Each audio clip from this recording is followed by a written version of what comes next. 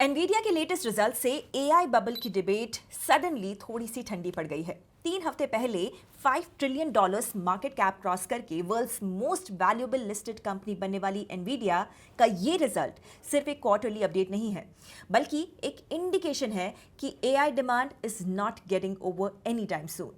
Hi everyone, मैं हूं Gauri and this is going to be the first of the 3 stories we cover today. In the second story, Adani Group is officially set to take over the bankrupt Jaiprakash Associates, the flagship company of the once mighty JP Group. But Adani buying JP is not just a deal. ये दोनों groups के लिए एक full circle moment है. And in the third story, PhonePe is officially bringing ChatGPT inside the PhonePe app. This is an interesting integration that indicates that Indian fintech अब payments only phase से बहुत आगे जा चुका है. Let's get to it then.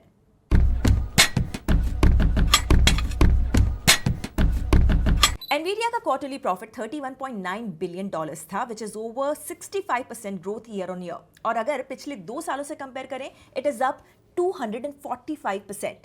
Tech giants में इस quarter में Nvidia has the second highest profits and it makes sense. Nvidia अब भी AI chips market का 90% कंट्रोल करता है. Data centers, LLMs, cloud सब GPUs पे dependent है and Nvidia is at the heart of it. But these numbers have a larger implication for the AI ecosystem. Last few weeks में AI valuations को लेकर काफ़ी skeptical noise था, काफ़ी debate चल रही थी. इस बीच Nvidia stock 10% गिर गया था after hitting the $5 trillion mark. And overall S&P 500 index भी soft था. But ये result ने हर metric पे Wall Street की expectations को beat कर दिया है. AI data center chip sales were $51 billion, which is up 44% year on year. Next quarter की revenue guidance भी $65 billion है, which is again 65% growth year on year and more than Wall Street estimates. और company के हिसाब से sales are off the charts, मतलब demand अभी भी एक्सेलरेटिंग फेज में है. बट येस, एनवीडिया के अराउंड कुछ जेन्युइन कंसर्न्स भी हैं. The first is circular deals. Nvidia ने पिछले कुछ मंथ्स में ओपनएआई और एंथ्रोपिक जैसी कंपनीज में $multi-billion इन्वेस्टमेंट्स अनाउंस किए हैं और उन्हीं इन्वेस्टमेंट से कंपनीज एनवीडिया के चिप्स बाय कर रही हैं. That looks like a self payment. Goldman सैक्स एस्टिमेट करता है कि नेक्स्ट ईयर एनवीडिया की 15% सेल्स सर्कुलर फ्लो से ही आएंगी. हालांकि सीईओ जेनसन हुआंग ने डिफेंड किया है कि एक्चुअल इन्वेस्टमेंट्स अभी डिप्लॉय ही नहीं हुए, पर मार्केट ये एंगल इग्नोर नहीं करता. Concern number 2 is that the competition is coming. AMD जो कि GPU मैन्युफैक्चरिंग कंपनी है, उसने OpenAI के साथ डील साइन की है. Qualcomm भी सेमीकंडक्टर कंपनी है जो कि सऊदी अरेबिया को अपने AI प्रोडक्ट्स सेल कर रहा है. ये दोनों Nvidia के AI इंफ्रा रिलेटेड प्रोडक्ट्स यानी कि GPUs, सेमीकंडक्टर्स और चिप्स के लिए. हाँ, Nvidia अभी 90% मार्केट शेयर रखता है, पर मार्जिन्स और डोमिनेंस दोनों को डिफेंड करने के लिए फाइट अब ज्यादा टफ होने वाली है. Concern number 3 is China's restrictions. Nvidia China को अपने लेटेस्ट चिप्स सेल नहीं कर सकता due to US restrictions and China's own discouragement. और China world's largest semiconductor market है, ये तो आपको पता ही है, और Nvidia उसमें पार्शली ब्लॉक्ड है. लॉबिंग चल रही है लेकिन अभी तक ब्रेक थ्रू नहीं मिला है. डिस्पाइट दीज कंसर्न्स दो, मार्केट का बड़ा टेक अवे ये है कि Nvidia की कोर डिमांड सिर्फ इंटैक्ट नहीं बल्कि एक्सेलरेटिंग है, काफी तेजी से बढ़ रही है, and that diffuses the concern of the AI bubble, at least for now. However, long term में फंडामेंटल्स को कंसिस्टेंटली इस AI हाइप से मैच करना होगा to make sure it doesn't become a bubble. दूसरी स्टोरी में जेपी एसोसिएट्स की इंसॉल्वेंसी प्रोसीडिंग्स में अडानी का रेजोल्यूशन प्लान यानी टेक ओवर के प्रपोजल को ग्रीन सिग्नल मिल गया है. एज पर ब्लूमबर्ग, इस डील की अप्रॉक्सीमेटली वैल्यू अराउंड $1.5 बिलियन बताई जा रही है, जिसके लिए अब नेशनल कंपनी लॉ ट्राइब्यूनल यानी कि NCLT इलाहाबाद बेंच में रेगुलेटरी अप्रूवल्स पेंडिंग है. नाउ जेपी के लेंडर्स जिनका टोटल एक्सपोजर लगभग 55,000 करोड़ रुपए है, उन्होंने यूनानिमसली अडानी को वोट किया despite the fact that Vedanta actually offered more in the e-auction. इसका रीजन यहाँ पर यह है कि as compare to Vedanta, Adani के प्लान में लेंडर्स को हायर अपफ्रंट पेमेंट है. अडानी के पास स्ट्रॉन्गर एग्जीक्यूशन क्रेडिबिलिटी है, प्लस इनके डील में फास्टर रिकवरी का भी प्रॉमिस है. But this deal is a reminder of a downfall of JP, जो एक टाइम पर इंडिया का मोस्ट एम्बिशियस इंफ्रास्ट्रक्चर एम्पायर था. JP group dams, expressways, cement plants, power projects, stadiums, hotels, golf townships सब में इन्वॉल्व था with a peak market cap of 56,000 crore rupees in 2008. But massive debt-fueled expansion, real estate delays, political reasons और cash flow collapse से eventually they went into insolvency with 57.5 thousand crore claims.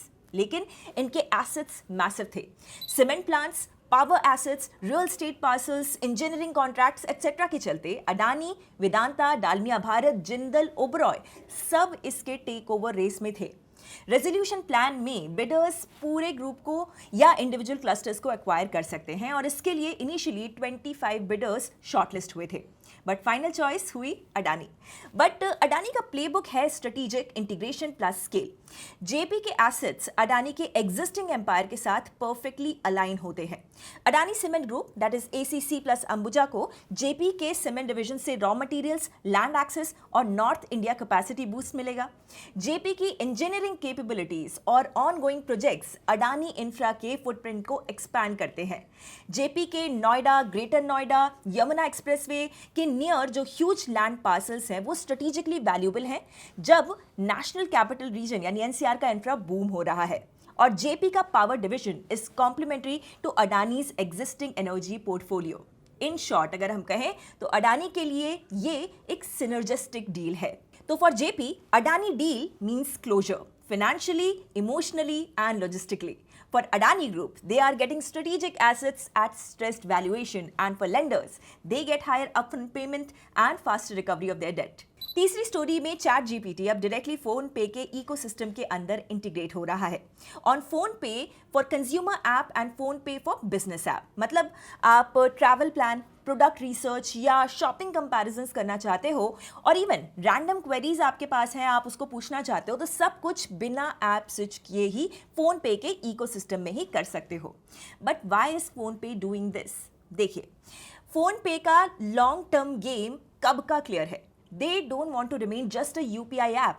They want to be a super app.